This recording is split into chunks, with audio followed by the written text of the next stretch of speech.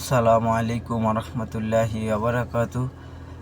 একটা জিনিস দেখতে পাইছি, আসলে ভাবছিলাম যে এই জিনিসটা শুধু বাংলাদেশের প্রতিটা সিগন্যালে, বিশেষ করে দুই সিটির মধ্যে বাস্তবায়ন হবে খুবই জরুরিভাবে। কিন্তু দীর্ঘ সময় অন্তর্বর্তীকালীন সরকার থাকাকালীন যে পরিবর্তনটা দেখলাম শুধু সিগন্যালের বিষয়টা দিয়া, সেটা হচ্ছে গিয়া যে আপনার ডক্টর ইউনূসের বাসা থেকে শুরু করে আপনার তার অফিস পর্যন্ত প্রতিটা জায়গায় কিন্তু বাতি সিগন্যাল আছে, এবং সেখানে মানুষ আইসার পরে সিগন্যালের দিকেই ফলো করে, সিগন্যাল বাতির দিকে।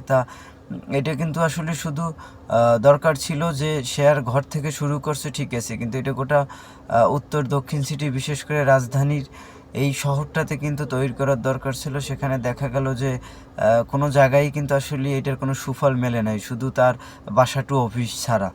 তাই এই জন্য আসলে এমন কিছু করেন যেটা আসলে সবার জন্য ভালো হয় এবং সবার জন্য শিক্ষণীয় কিছু হয়।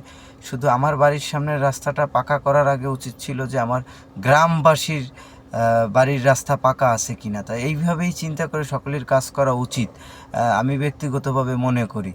যার জন্য আমাদের সঠিক জায়গাগুলো খেয়াল করেন, সঠিক জায়গাগুলো নিয়ে কাজ করেন এবং মানুষকে সঠিকটা শিখান।